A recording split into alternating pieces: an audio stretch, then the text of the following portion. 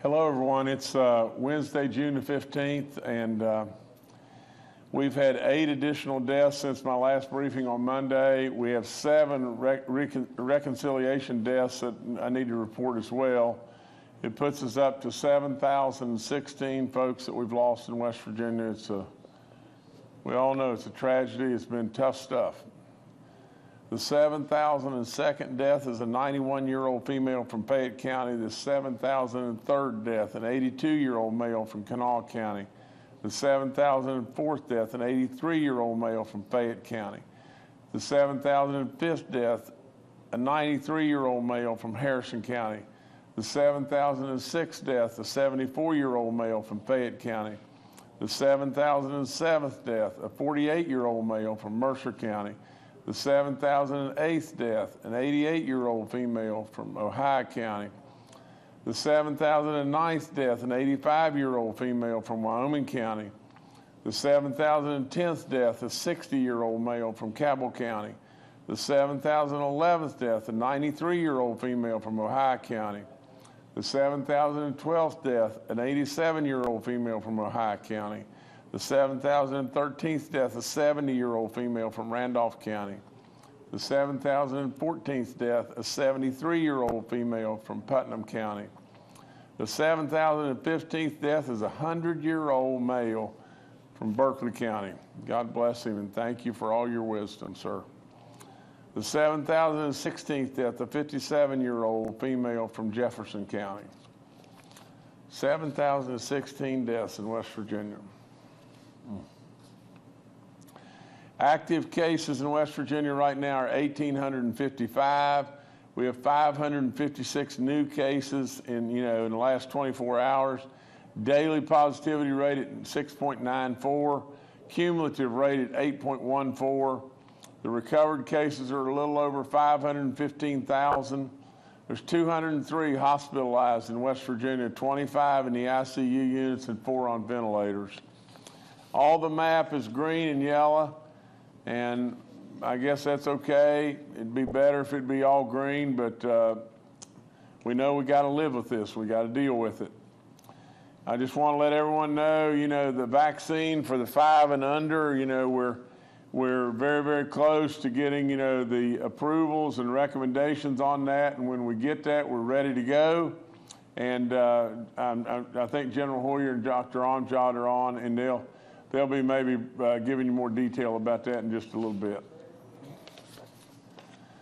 I encourage everybody about the boosters. I've told you 1,000 times, if you're 50 and older especially, you've got to get your booster shot. That's all there is to it. It's silly to not do that. Please get your booster shots.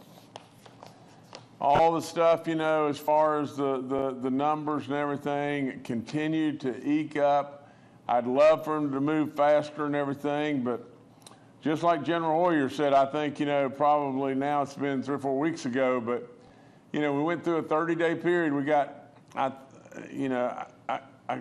may mispronounce this or misuse this and everything, but I think he said 6,900 new people that had not been vaccinated at all. We got across the finish line, and that's really significant because there's no question that there's lives being saved there, and that's what this is all about.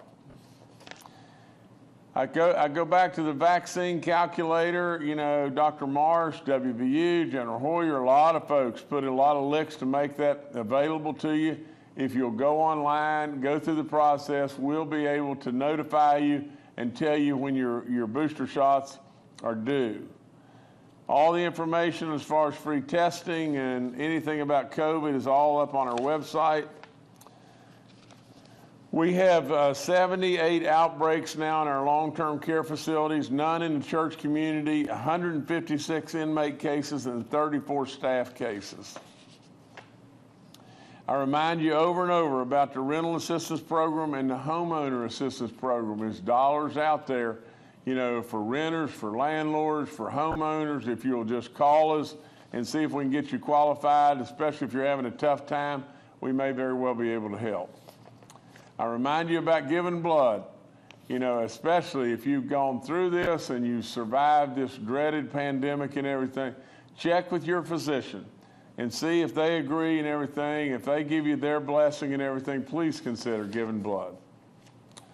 You know, from the standpoint of the pandemic EBT, the West Virginia Department of Health and Human Resources has received approval from the United States Department of Agriculture to issue pandemic electronic benefit transfer benefits to eligible non-students or children under the age of 6 years old who receive Supplemental Nutrition Assistance Program benefits. If a child is eligible, they will be mailed a benefit letter. There is not an application for this benefit. Qualified children will receive $22.44 in PEBT for each month they qualify. And Secretary Crouch will tell us more about that in just a second, but that's just a continuing renewal, and but it's good news, good news. I've appointed another delegate, and that is Jared Cannon. And Jared is from Hurricane and everything. He's going to be replacing the vacancy by the resignation of Joe Jeffries. His district covers Boone, Lincoln, Logan, and Putnam counties. And Jared's an exciting young man. He's doing a lot of great stuff, a WVU graduate, a lifetime resident of West Virginia and everything. He serves on the board of the Ohio-West Virginia Youth Leadership Association. He's a young man on his way. He's got his act together. We congratulate Jared, and I know he'll do a great job. Here's something that, you know, touches all of our hearts and everything in lots of ways, but if we could just talk a second about the severe storms that we just had come through. You know, wind gusts 70 miles an hour that ripped through Ohio and Ohio County and the northern panhandle. A lot of trees are down. We've had 2 wheeling firefighters that were treated for you know, being shocked, you know, with a power issue related to the storm. A 3rd firefighter was injured from a fall due to a treacherous situation or condition. Here's something that is tragic beyond belief. The body of a 20-year-old woman was found Tuesday evening after she was swept away by a flash flood after being on a bridge in the Wileyville area. You know, this is tough stuff. I mean, this really is tough stuff. We live in these mountains, and their beauty is beyond belief. You know, when we get a sudden burst of rainfall, it can cause all kinds of problems. You know, we just got to beware. We got to be on our toes. We got to absolutely run to the fire when we have issues, and we've got people all over the place, you know, from our National Guard, you know, along with the Department of Emergency Management and on and on and on, that are running to the fire, and they're trying to do anything and everything they can possibly do to be able to help these folks. And so there's so many different things that you can do, but if you have an issue, contact your county emergency manager, and we'll go from there. But rest assured that you know, that anything like this that happens, we're on it, and we're going to come running to the situation. We're going to put all the resources that we have and you know, into trying to take care of these folks. You know, I keep going back to the 2016 flood, and I was right in the middle of it, and believe me, you know, these kind of situations are really tough. I also caution everybody about this heat advisory that's out, especially the western side of the state. But, you know, heat exhaustion can be really tough, and we got to really, really be careful and everything. It's something that, you know, we all don't think, you know, is possible. It's not going to happen to me, you know, and everything. But you got to really watch, because, you know, it can get really tough, and it can get tough really fast and everything. It can cause a lot of problems. So be careful with that, and really just watch what you're doing, and try to stay indoors, you know, whether there's some air conditioning or whatever like that. Especially look after our elderly. You know, we've had some power outages all across the state with these severe storms, and we got to really watch. We got to really pull the rope together right now and help one another. And if you've got somebody, you know, especially some, you know, an elderly person, maybe their power's off or whatever like that, you've either got to, well, we really need to be notified. That's all there is to it, so where we can make sure that those people are helped.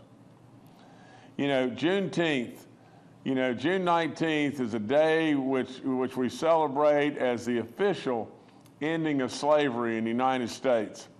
In recognition of this, I've declared Friday, June the 17th, as a state holiday for all state offices will be closed on that day. The Herbert Henderson Office of Minority Affairs is holding a Juneteenth celebration for the first time in 3 years because of all we've gone through with all the COVID stuff. And it's being held in person for the first time, like I said, in 3 years, at the Capitol. And the free event is free. We'll return to the Canal Boulevard side of the west. We'll be on the west side of the Capitol complex on Saturday, June the 18th. There'll be 3 headline bands, a comedian, lots of neat West Virginia talent. I really encourage you to come out and everything. It'll be a wonderful day, a good day, so please come. On June the 20th, which is this coming Monday, we'll celebrate our state's birthday. At noon, we'll be in the State Cultural Center. Here at the Capitol complex in Charleston, we'll hold a celebration there. We'll have all kinds of fun. All kinds of fun is planned there. The First Lady and myself will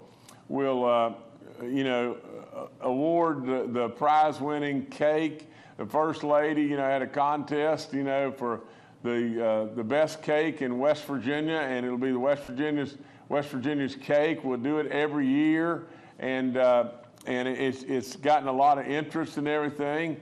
And we're going through the tasting right now, and we'll select that cake and everything. That'll really be neat stuff. And there'll be a Golden Horseshoe reunion. All former recipients of the Golden Horseshoe are invited to attend, and it'll just be a neat day. They're going to give me an honorary Golden Horseshoe, and we'll knight all the recipients of the Golden Horseshoe, and they're going to knight me at that time, with an honorary Golden Horseshoe. It'll be really neat. In addition to that, there's going to be the first ever History Bowl Legends Tournament. So this is going to be for people that are a little older, in fact, maybe a lot older and everything, that really love West Virginia and everything. Going to have just a little competition there. All being said, a great day and everything, and just another way to celebrate the birthday of this incredible state. Hatfield and McCoy trails for all residents in West Virginia will be free from June the 17th to June the 20th. So all you got to do is, apply, and you'll get your passes. They're available to state residents and everything. And if you present a valid West Virginia driver's license, you got that free pass and everything. I remind everybody to be really careful on the trails.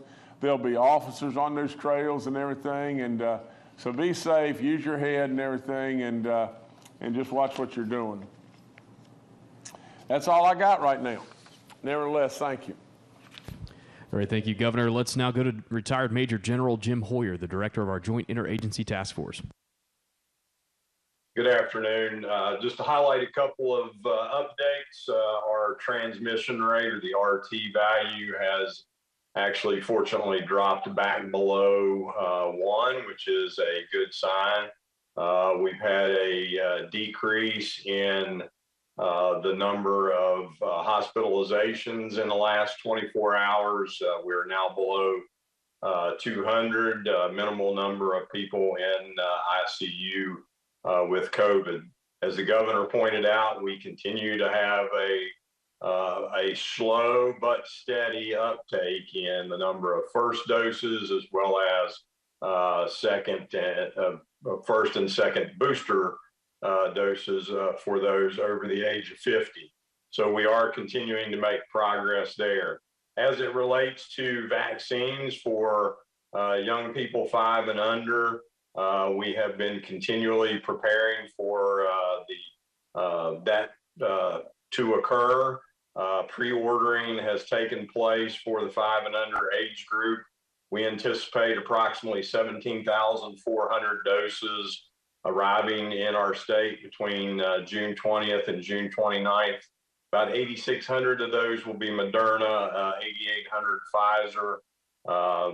Of those, about half of those have been ordered by our pharmacies. The other half are for physicians' office, including pediatricians, as well as local health departments, community health centers, and hospitals. It's important for parents and guardians to understand that pharmacies can offer vaccines for children ages 3 and older. For under age 3, parents, guardians, caregivers need to reach out to pediatricians and local health departments. We also have been working during this time to continue to engage in outreach with medical organizations such as the American Academy of Pediatricians, the State Medical Association, Academy of Family Physicians, as well as the Primary Care Association, which coordinates our various health clinics across the state to both encourage and coordinate the ordering and administration of vaccines. We also are continuing to support with our team in the GIADF, which includes the epidemiology folks, Dr. Amjad's other teams within Bureau of Public Health, our team at WVU with pediatric group, as well as the various other organizations, Board of Pharmacy and others, a coordinated effort to make sure we provide training opportunities to include live webinars, training videos, and electronic print resources. This is much more complicated, as Dr. Amjad could tell you, than it was in the beginning, because we have multiple different vaccines, different age groups, different dosage rates. So a lot of work goes on behind the scenes related to this. Anybody who might have a question or needs contact with the appropriate folks to help with this, whether it's a provider or a parent or guardian or just an individual looking for the first dose, do not hesitate to reach out and contact our hotline, 1-833-734-0965. And the team from the hotline will link you up with the appropriate assets to help you get your questions resolved. As you can understand from all the things that I've just put out, this is the reason that the governor has continued our interagency task force. This is not over. It's a complicated process and a lot more work to be done. So that is why he's continued to press to make sure that we have this coordinated effort across the state of West Virginia to protect West Virginians. Thank you. Thank you, sir. Next, we'll go to Dr. Ayn Amjad, our state health officer. Thanks, Jordan. Good morning. General Hoyer and the governor mentioned about the vaccines for the 5-year-olds and younger. The only thing I do want to add to what General Hoyer mentioned is we get a lot of questions on the timing of it. So independent advisory committees are going to meet with the CDC and FDA later on this week. Once those meetings have occurred, similar to the previous vaccines that were rolled out, then we'll be able to push out more information of when children can get their vaccines. So hopefully next week. But it is a process that occurs. It occurred with the other ones as well. We are waiting to hear on Moderna and Pfizer for children 6 months to 5 years old. The Moderna vaccine will be a 2-dose vaccine series, about 4 weeks apart. Pfizer is recommended to be a 3-dose series. It'll be 3 weeks apart between dose 1 and 2, and then 2 months after dose 3. So we are just waiting for those meetings at the end of this week, but we are in preparation and have been preparing for several weeks now. Thank you. Thank you, Doctor. Next is Secretary Bill Crouch with the DHHR. Good afternoon. As the governor mentioned, the Department of Agriculture has given the approval for DHHR to issue PEBT benefits to eligible non-students and children under the age of 6. Eligible non-students are those who receive SNAP benefits and reside in a county where 1 or more schools have been closed or operated at a reduced attendance due to COVID-19. Children in this population will only receive PEBT for those months in which they were active SNAP in an active SNAP household. If a child is eligible, they will be mailed a benefit letter to the family if there is not an application process for these benefits. Qualified children will receive $22.44 in PEBT for each month they qualify. PEBT benefits will be dispersed in two primary issuances. Benefits for August to December 2021 will be issued in July 2022, and January through May 2022 will be issued in September 2022. For additional information on this, please contact the PEBT hotline at 1-866-545-6502. That is 1-866-545-6502. Thank you. All right, thank you, Secretary. Dr. Clay Marsh, our coronavirus czar, had a prior engagement today and will rejoin us next week. We'll now go to questions from members of the media. The first today from Charles Young with WV News. Hi, this is Charles Young with WV News. Governor, I have a school safety question. Yesterday, during the interim legislative meetings, Rob Cunningham of Department of Homeland Security spoke during the general session. He said at the end of May, you had tasked him with reviewing the current school safety plans and creating a best practices plan. Could you talk a little bit about the resources and the authority he's been given to do that, and just kind of your expectations for that plan, how it'll be applied? Thank you, sir. Okay, Ryan, listen, I guess the bottom line to this whole thing is I've instructed, my chief of staff to work with Rob and to go through all the different details. There's been an ongoing, an updated program, I guess, that goes on all the time. But what we've got to do, the bottom line to the whole thing, what we got to do is review and then do any and everything we can in our power to come up with just more ways that we can assure our kids, to be able to be in an atmosphere of safety and learning, whether I guess the best thing that I can tell you is I'll continue to update you in the days ahead, but there's been a lot of work that's gone on, and like I said, my chief of staff works a whole bunch on their safety plans on the county level, and we're going to continue to provide those best practices, but that we need now, especially, not now. We've always needed to just continue to try to amp up our game to make sure that things are just as safe as we can possibly make them. All right, thank you, Charles. Next to Kenny Bass with WCHS and Fox 11.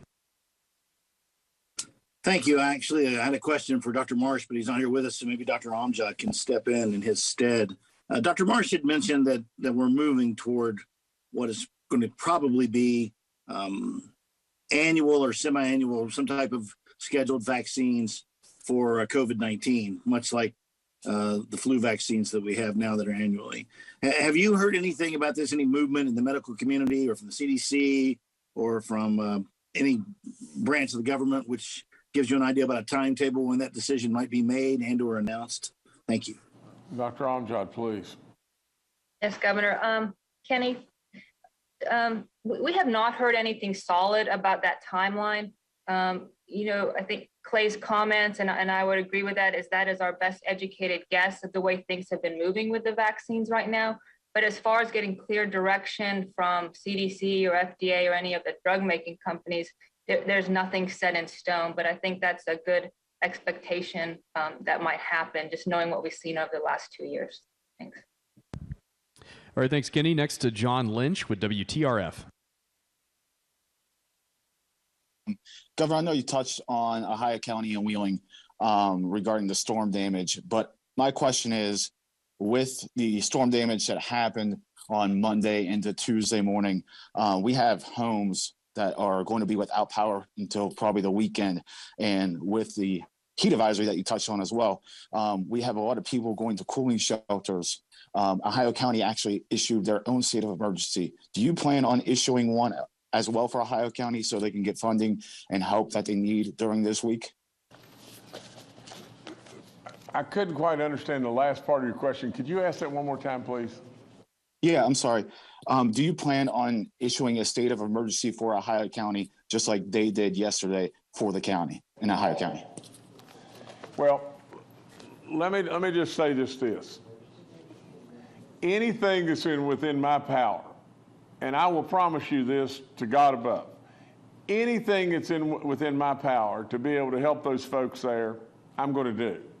And if it means recommending or issuing, whatever it may be, some kind of emergency management program or whatever like that to be able to help those counties and help those cities and everything, I'm going to do it. And so we're working it in every way that I know we can possibly work it. And I concur wholeheartedly with you that if it's in my power, I'm doing it. And I don't know how I can be more point blank than just that. All right, thanks, John. Next to Mark Curtis with Nexstar Media. Good afternoon, Governor and cabinet members and fellow reporters. Governor, I asked the other day concerning the gas tax, whether we are starting to see an impact here. And I wondered specifically if you talked to Tourism Secretary Chelsea Ruby and if we've had cancellations at state parks or bookings might be down, or what we're kind of seeing from now until, say, Labor Day in terms of the tourism in the state, and whether we might be affected by people that say it's just too expensive to fill up the gas tank. We're staying in Kentucky or we're staying in Tennessee and we're not going to the Hatfield-McCoy's Trail in West Virginia or any other state parks or anything like that. What kind of impact might be we seeing? And if we haven't yet, does that still concern you given the fact that we're over $5 a gallon? Well, Mark, let me say one thing, and I wasn't this blunt before, but this is just fact. From the standpoint of the gas tax holiday, I think I said just this. I don't think that that's the right answer. But when we were talking about gasoline being at $2.80 or $3.05 or something like that, it absolutely was not the right answer at that point in time. Then all of a sudden, now we're dealing with an entirely different animal, aren't we? Now we're dealing with $5 gas, and could be dealing with $6 gas. I still believe that the right answer is for us to keep trying to do everything we can to fix our roads and to absolutely fix slips and guardrails and pave and everything that makes so much more goodness come for the minuscule of dollars that a tax holiday would really bring us. But, my feelings are really just this simple. We tested the waters, did we not? The legislature said no way. That's the end of the issue.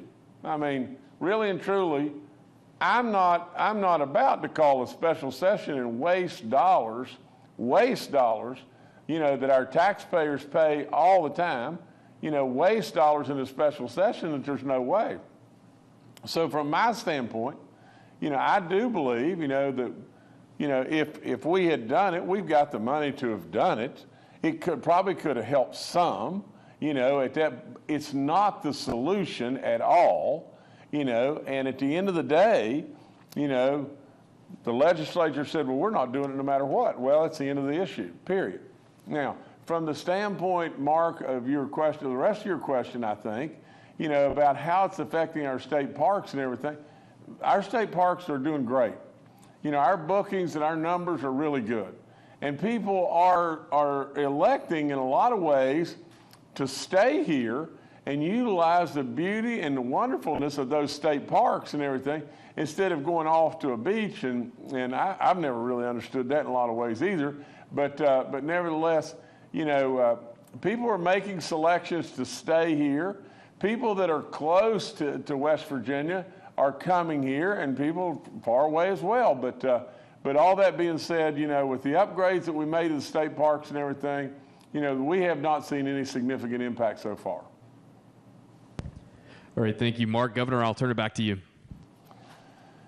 Well, the only thing I really have is, I think General Hoyer said this earlier. In fact, I know he did.